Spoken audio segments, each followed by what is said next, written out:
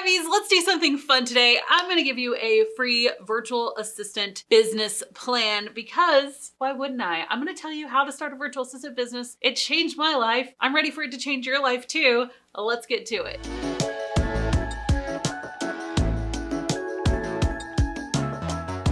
If you don't know me, I'm Abbey Ashley, founder of The Virtual Savvy. I started my own virtual assistant business in 2015 and it totally changed my life, changed my family. I'm now a multi-seven-figure business owner and I love teaching other people how to live their freedom life. So if that's something you're interested in learning more about, you definitely want to subscribe to my channel and you want to hit that bell to be notified when I release new videos. Click it. All right, I'm going to break down for you inside of this video how to start a virtual assistant business, giving you my entire virtual assistant business plan. It's just 9 steps. Now, just because it's simple doesn't mean it's easy, and I totally recognize that. And that's why you need community, right? You need other people along this journey with you for when it does get difficult. So if you're not already a part of a community, we have one. Guess what? It's free to join. You can go to the link below to join our virtual assistant community. I know you're gonna love it. All right, let's get to those 9 steps. Step number 1 is that you want to choose the services that you're going to offer as a virtual assistant. Now, there are so many different services that you could offer as a virtual assistant. And so what my recommendation is choose what you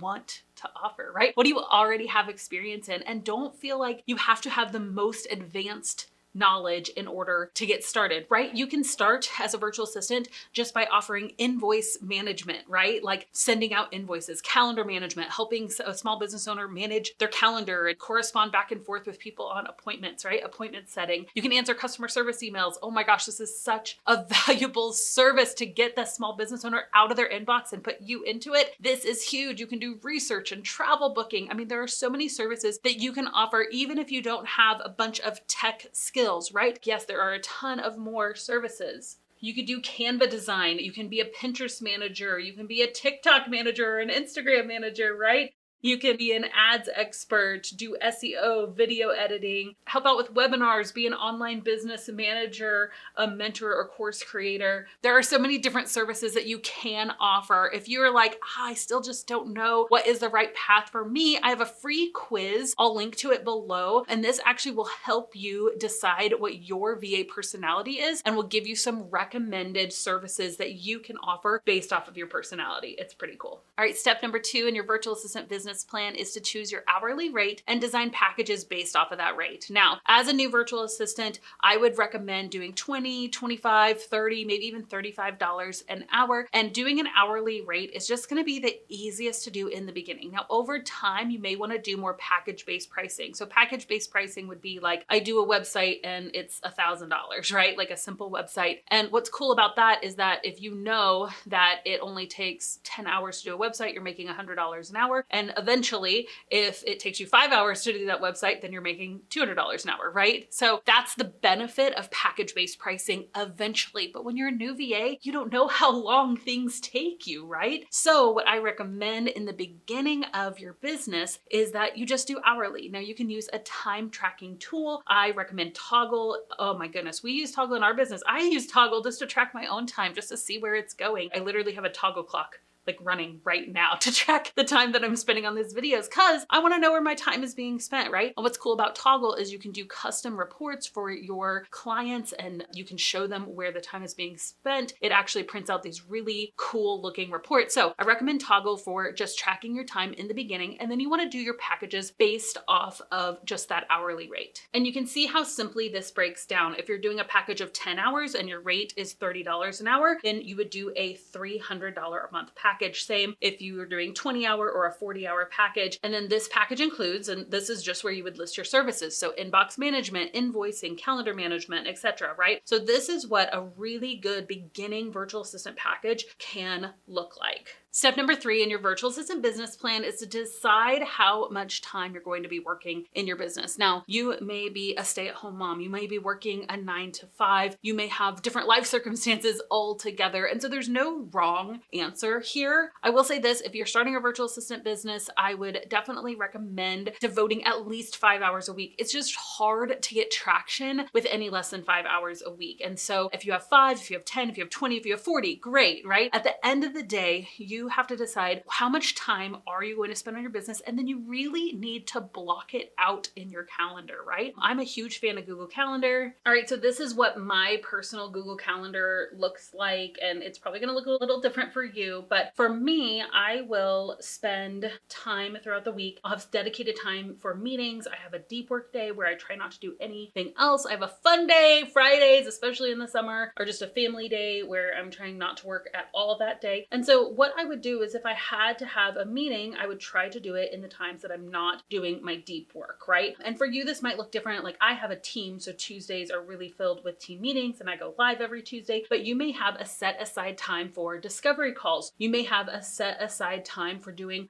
client A is on Monday, client B is on Tuesday, or maybe you break up your day where you get all of your client work done in the morning and then you market your business in the afternoon. And maybe you have a full-time job and this looks totally different and you're looking at your evenings and your weekends as when you're going to get those 5 or more hours per week to work on your business. Again, it doesn't really matter what it looks like as long as you're breaking apart the time, as long as you are deciding where your time goes and your calendar isn't dictating you, right? And so I would definitely recommend being proactive, going ahead and whether it's in a paper calendar or in a Google Calendar like this, time block. Go ahead and tell your time where it's gonna go. It has been an absolute game changer for me. Step number 4 is to choose a name for your virtual assistant business. Now, I see a lot of people get stuck at this point. So if you don't have a name automatically, if something doesn't just come to your brain and you're like, yes, that's it, you can go really, really simple. Know that this could be changed later, right? So you can do something as simple as your name, right? When I started a virtual assistant business, it was literally Ashley Assistants. Like that was it. It's not super exciting, but I was able to sell out my services, build a multi-6-figure business from my basement apartment with the name Ashley Assistants, right? Like the name doesn't matter as much as I think that we think it does. However, spend some time on it if you want. You could do something fun. You could do something creative. At the end of the day, decide when you're going to decide is my biggest recommendation for choosing your business name. If it's a Monday right now, you're watching this video, say, okay, by the end of the day, Friday at 5 p.m., I'm going to tell somebody so that I'm accountable. Whatever name I have by Friday at 5 p.m., that's going to be my business name. I'm just going to move forward with it, right? Because this is one of those things that we can just get stuck on and just never move forward if we don't just decide to decide. Step number 5 is to set up your onboarding. Whenever a client says, yes, I want to work with you, then what, right? You need to be able to answer that question and know what the steps are. You're going to do a discovery call with them, right? To go ahead and tell them about your prices and your packaging. Are you going to show them a portfolio of your pricing and packaging? Go ahead and set that up, right? If they say, yes, I'm ready. What do I do? Where do I sign, right? Have a contract for them to sign. Go ahead and know what it looks like to,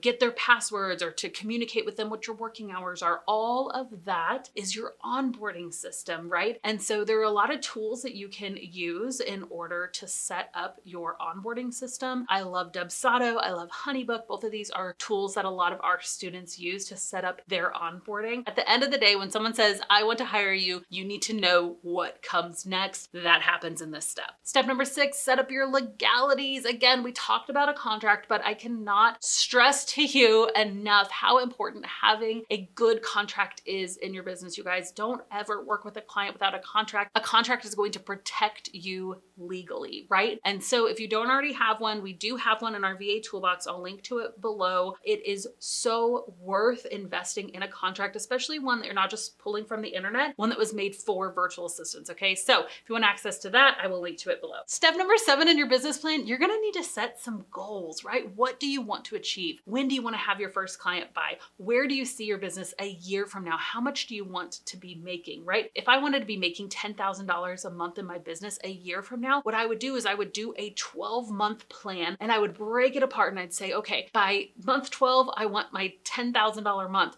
which means by month 11, I want to be making 9,000 by month. Let's see, 10,000, 9,000, 8,000 by month 10. this backwards math is getting difficult. So you get the point, right? And how would you actually achieve that, right? What are you going to be doing to be able to get those clients? How many of your package, you created your package, right? How many of those packages would you need to sell in order to reach that income goal? Now you might be looking at the time you have in your business and you're like, ooh, $10,000 months is gonna be like more than I can actually spend on the business, right? Like that would be me working 80 hours or something, right? If you see that, then part of your plan may be, hey, by the 6-month mark, I wanna hire a subcontractor. So it's not just me doing the work. You want to make your end goal and then work backwards to decide how you're gonna get there. All right, step number 8 is to start marketing your business. Yay! Here is where the rubber meets the road and where you can start telling people, hey, I'm open for business. I'm ready to take on clients. Share it to your Facebook page. Tell your friends and family. Start looking for jobs on LinkedIn and inside of Facebook groups. Actually apply for job opportunities that you find. This is the time to start marketing your business, telling people, hey, I am here and I am ready. I have tons of videos on how to market your business. My favorite one is this training, thevirtualsavvy.com/BBO. It's actually a 60-minute training that I go all into my favorite ways to market your VA business. So I'll make sure to link to that below, but it's time. Here we go.